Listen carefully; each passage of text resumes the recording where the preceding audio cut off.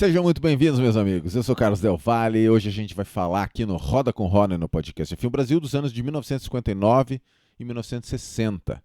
Que são anos muito importantes para a história da Fórmula 1 porque foram os primeiros anos em que os carros com motor traseiro foram campeões.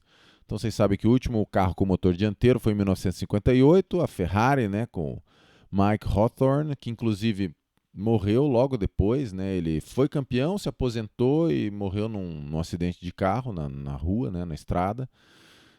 E foi em 1958 foi um ano com várias mortes, né? Foi um ano assim muito trágico, inclusive a equipe do Bernie Ecclestone, né? Que perdeu lá piloto, teve várias mortes. Então para 59, o que acontece é que assim, não tem mais o campeão, o Mike Hawthorne, e também não tem o João Manuel Fangio, porque ele ainda participou de alguma coisinha ali em 58, mas se aposentou de vez, então não tinha nenhum campeão no grid, certo? E segunda vez que vai ter o campeonato de construtores. Vocês lembram que a gente falou que em 1958, a Vanwall, que foi campeã, né, que é uma equipe que ela nunca tinha assim, era uma equipe jovem e ela desapareceu logo depois de ser campeã de construtores. Então muita gente não lembra, né? Quem será que foi o primeiro campeão de construtores? Daí todo mundo pode pensar, né? A Cooper, Lotus, aquelas equipes ali. Mas na verdade foi a Vanwall que já sucumbiu aí por questão financeira, etc., já no ano seguinte. Então, para 1959 e 60, os campeões sempre foram a Cooper, né, que é o carro lá do John Cooper, com motor Climax, assim a gente vai explicar aí sobre esses carros. Essa imagem aqui, deixa eu diminuir aqui, que vocês estão vendo, é o Jack Brabham pilotando o Cooper em Mônaco, e ele ia ser campeão nos 2 anos, né, então o Jack Brabham ele foi campeão em 59 e 60, ele foi campeão com 33 anos em 59, 34 anos em 60. E depois ele seria campeão em 66 com o carro dele, com a Brabham, né, o único cara até hoje que conseguiu fazer isso, já com 40 anos de idade. Que mais? Os Coopers, esses carros aí de motor traseiro, eles venceram 5 das 8 corridas, né? Então foi Jack Brabham, uma com Bruce McLaren, que foi o piloto mais jovem a vencer até então, que ele venceu em Sebring, e também 2 corridas que o Stirling Moss ganhou usando o Cooper. Não o Cooper da equipe Cooper, mas ele usava Cooper do Rob Walker, né, que era uma equipe privada, garagista, que sempre teve o Stirling Moss. Beleza, meus amigos? Não se esqueçam de seguir a gente no Instagram. Tem todo o link aqui, né? Tem Instagram, tem até Spotify, umas playlists para você. Segue no Twitter.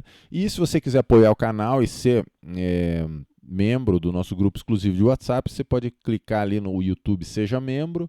Se você for da categoria Campeão Mundial, você participa do grupo de WhatsApp que fica ali ruminando, conversando sobre Fórmula 1 e a vida, o universo e tudo mais, comigo, né? Todos os dias. A galera escreve bastante ali, é um pessoal bem seleto que gosta muito de corrida de carro, né? Então, só lembrando isso. Vamos falar, então, do ano de 1959. Assim, o ano de 1959 e o ano de 1960, eles tiveram calendários muito parecidos em termos de pistas. Então, vou mostrar as pistas para vocês. Teve um ano que eu não mostrei as pistas e o pessoal lembrou que tinha que ter mostrado as pistas. Então, vamos lá. Mônaco. Mônaco, você viu que, assim, a partir da linha de chegada, Saint-Devoux, Beau Rivage, Massenet, Cassino, né, Hairpin, Portier, tudo parecido. A chicane do Porto era uma chicane super rápida, a curva Tabac já era como ela era, e não tinha todo aquele complexo da Rascasse ali, né, que é o restaurante La Rascasse. Era só uma curva em U aqui que chamava gasometre, né, curva do gasômetro. Esse era Mônaco. Esse daqui é Zandvoort. Zandvoort foi usada até 1985 com esse layout aqui. Então, Niki Lauda venceu a última corrida lá com a McLaren Tag Porsche. Senna correu de Lotus preta lá. Nelson Piquet usou sua Brabham lá no começo dos anos 80 e tudo mais. Zandvoort na Holanda, que vai voltar, só que não é nesse traçado aqui, né? Esse aqui é o circuito que está desde o começo da Fórmula 1, né, até na nossa série, que é o circuito de Hangzhou, que é um circuito aqui de alta velocidade, com muitas retas, né? Que sempre proporciona umas corridas diferentonas.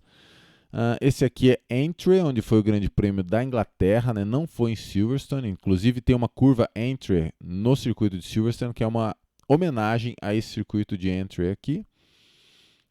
Esse daqui é um circuito sensacional, que é Avus, né? É um circuito, isso aqui é uma sigla em alemão, é o circuito em Berlim que ficava. Então o Grande Prêmio da Alemanha foi em Avus.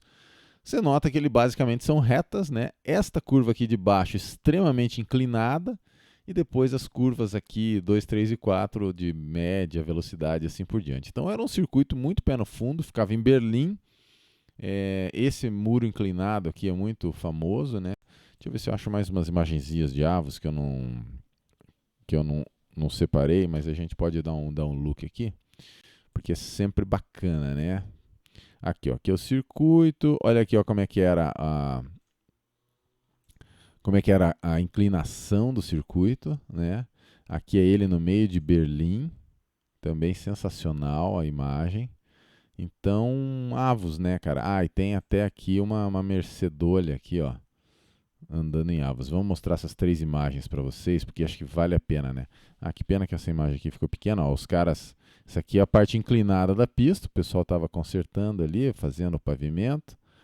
Essa daqui é a pista em Berlim, né? Berlim já tinha sido razoavelmente reconstruída essas alturas do campeonato, ali nos anos 50, tiraram todo o escombro, né, da guerra.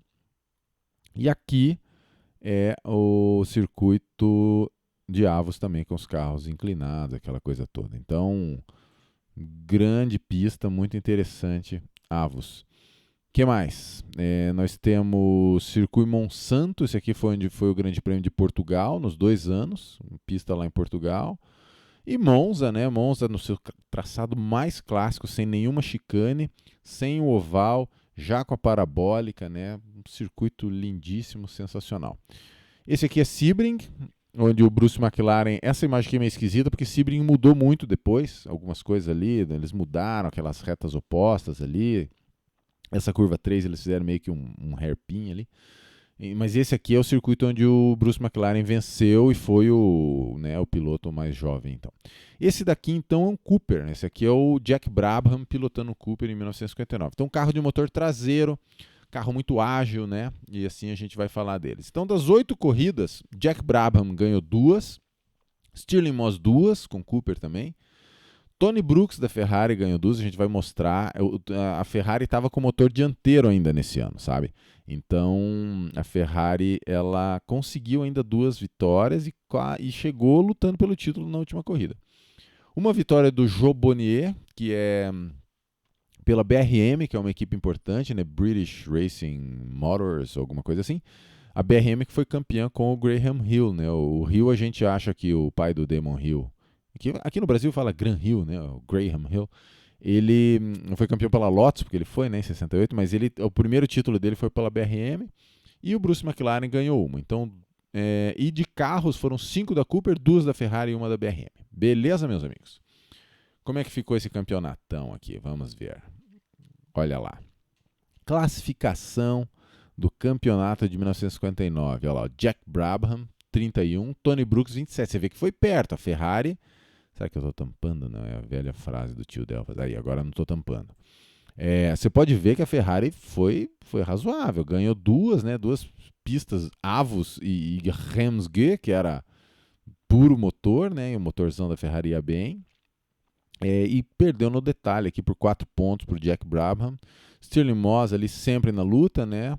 E o Bruce McLaren, que ficou um pouco mais para trás ali e tudo mais. Então, esse foi o campeonato de 1959. Vamos falar dos carros, né? Que isso aqui são cabeças de gasolina, né? Então, vamos falar de carro. Esse aqui é a Cooper T51. Tinha lá Cooper T25, T30 não sei quanto. Qual que era o problema da Cooper? Já tinha até vencido corrida com motor traseiro até 1958. Só que essas Cooper elas eram tudo com motor menor. Motor de Fórmula 2, motor 1.5, no máximo ali motor 1.8, 2.0, enquanto a regra da Fórmula 1 era 2.5, né? Que era aquelas, tanto a Ferrari como a Mercedes em 54, 55 eram todos motores 2.5. Essa é a era 2.5 da Fórmula 1, né? Que foi de 55 até 1960, que nós terminamos hoje. Então, assim, a grande vantagem desse carro é que eles fizeram o motor Climax de 2.5. Então, daí é um motor que conseguia enfrentar todo mundo e o carro era bom. Motor traseiro. e com isso eles foram bem. Então venceu 5 das 7 corridas, né? 2 com o Jack Brabham, 2 com o Moss, não pela equipe, mas pela garagista, e uma com o Bruce McLaren, né? Então, esse motor Coventry Climax era o mesmo ali, que era 1.556, mas ele foi sendo aumentado, né? Amplia um pouquinho ali a cilindrada dele, o curso, etc. E é o primeiro motor traseiro campeão, né? Então, você chama esse carro aqui de Cooper Climax, e o motor, o nome completo do motor era Coventry Climax. Era uma empresa muito tradicional ali da Inglaterra. E o Stirling Moss usava então o Cooper privado, né, do Rob Walker Racing, né? Inclusive esse Walker do Rob Walker, acho que eu já falei nos outros vídeos, ele é descendente do Johnny Walker, né? Ele é empresa, ele é da família dona do whisky lá. Então o Moss ganhou 2 corridas, Portugal e Itália, e chegou na última corrida em Sebring com chances remotas do título, certo?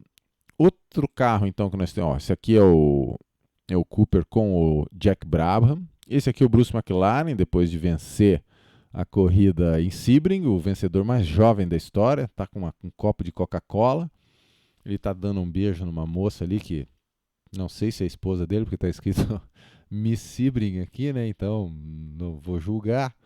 E vamos falar então da Ferrari 256 F1. A Ferrari 256 F1, motor dianteiro, vocês podem perceber, né? Tem esse cofre gigante do motor.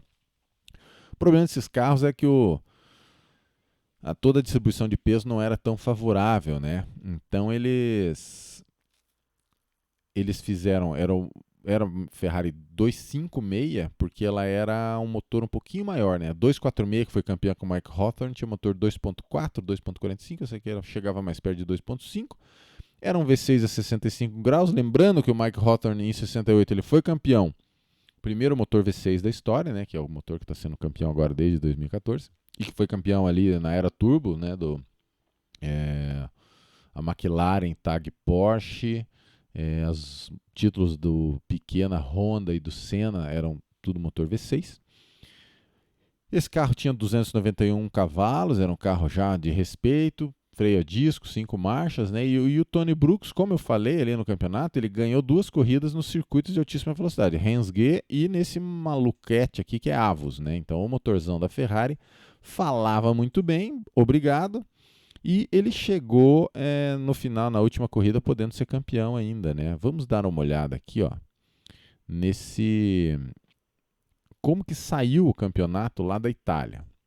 Sempre que você entra na Wikipedia, ele tem aqui embaixo, ó, Championship Standings After the Race. Então, ó, o Tony Brooks ele poderia, né, vencer, e se o Jack Brabham quebrasse, etc., ainda ser campeão. Então ele chegou ainda com chances de título, né? O Jack Brabham ainda não selou o título nessa corrida, foi só lá em Sebring. Então, importante esse detalhe. Então, Tony Brooks mandou bem, senhor Tony Brooks, conseguiu enfrentar os carros de motor traseiro. Esse cara aqui é o Joe Bonnier, pilotando na vitória dele, né, em Zandvoort. Esse cara, depois, infelizmente, ele morreu muitos anos depois, né? A gente está falando de 59, ele morreu 13 anos depois, em 72, em Le Mans. Estava pilotando uma Lola, colidiu com outro carro numa curva de alta e o carro decolou. Diz que saiu voando que nem um helicóptero e bateu nas árvores. Infelizmente, ele morreu na hora. Mas esse aqui foi a primeira vitória da equipe BRM, né? Pode ver que é British, né? British Racing Motors, e o carro British Racing Green, né? O verde de corridas da Inglaterra, da Grã-Bretanha. Então, seria a única vitória aí do Joe Bonnier, né? Então, e esse cara aqui, nós já estamos falando de 1960. Então, eu não vou falar ainda, porque nós estamos falando de 59. Em 59, então, o Tony Brooks chegou na última corrida podendo ser campeão. O Moss abandonou, que poderia ser campeão, mas não dava mais. E o Brabham liderou, né? Só que o Jack Brabham ficou sem combustível na última volta, mas ele acabou empurrando o carro dele. Deixa eu botar uma foto do Jack Brabham aqui. Essa foto é bonita. Empurrou o carro dele e chegou em quarto. E com isso ele fechou o campeonato. Então foi o primeiro australiano que foi campeão mundial. E a Cooper ganhou, né, o Mundial de Pilotos com o Jack Brabham e também os construtores. E o Bruce McLaren ganhou então, eu já falei aí, que ele deu o beijo ali na Miss Sebring. Na verdade, ele herdou a vitória porque o Jack Brabham ficou sem combustível, né? Então, piloto mais jovem, etc. E 1960? 1960 foi parecido, porque de novo o Jack Brabham e a Cooper foram campeões. Foi o último ano dos motores 2.5, né? Infelizmente, a Fórmula 1 estava achando que estava ficando meio demais. Em 1960 morreram 2 pilotos, então eles voltaram para aquela regra que parecia aquela regra lá que o Alberto Ascari foi campeão e virou meio uns carros de Fórmula 2 de novo. Isso a gente vai falar no próximo vídeo. Então, último ano dos motores 2.5, primeira vitória de uma Lotus na história, que é esse tiozinho aqui, ó, Stirling Moss. Cara, era sensacional, né? Um dos maiores pilotos da história. Essa Lotus, ela às vezes estava faltando esse pedaço aqui. Você pode ver que era um motorzinho já 4 cilindros traseiro, essa Lotus aqui. A Lotus, o Colin Chapman, ele tinha essa ideia de fazer o carro o mais leve, mais simples possível, mais ágil, né? Esse aqui é o Stirling Moss já no festival depois, pilotando a Lotus. E então, primeira vitória da Lotus com uma Lotus 18, que não era pelo Team Lotus, pela equipe Lotus. De novo, era o Stirling Moss com a equipe garagista do Rob Walker, né, ganhando. Então, 1960 teve essa data importante, que é a primeira vitória da Lotus. E a última vitória de um carro com motor dianteiro. Depois de 1960, ninguém nunca mais ganhou com motor dianteiro. Adivinha quem, né? A Ferrari. No Grande Prêmio da Itália, em Monza, as equipes inglesas não foram, porque eles resolveram usar o oval em 1960.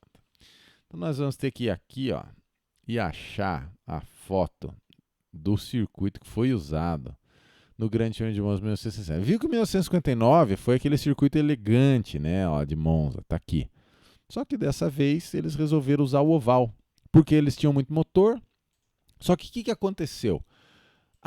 O pessoal das equipes inglesas boicotou a prova. Então não teve Cooper, não teve Lotus, não teve ninguém. Então a Ferrari fez um 1-2-3 nesse grande prêmio de Monza com oval e acabou sendo a última vitória de um motor dianteiro. Então, na verdade, né?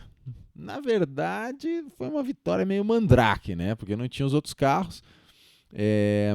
Se você for contar sem essa, daí teria que ser o Tony Brooks ali nos anos anteriores. Beleza? Então quem ganhou aquela corrida em Monza foi o Phil Hill, né? Que seria campeão depois ali no segundo ano da fase 1.5. Não, primeiro ano. O campeão de 61 já vai ser o Phil Hill, mas isso é só no próximo vídeo. Então assim, 9 corridas, foram 7 pilotos, não, desculpa, 5 vitórias do Jack Brabham, 2 do Stirling Moss, uma do Bruce McLaren e essa do Phil Hill nesse grande prêmio meio mandrake. Vamos colocar aqui o resultado do campeonato, que fica mais fácil de vocês entenderem o que aconteceu. Olha lá. Esse aqui é o famoso Mundial de Pilotos. Então, o Jack Brabham, de Zandvoort, Spa, Reims, grande prêmio da Inglaterra e Portugal, ele ganhou as 5. Então já chegou ali, né?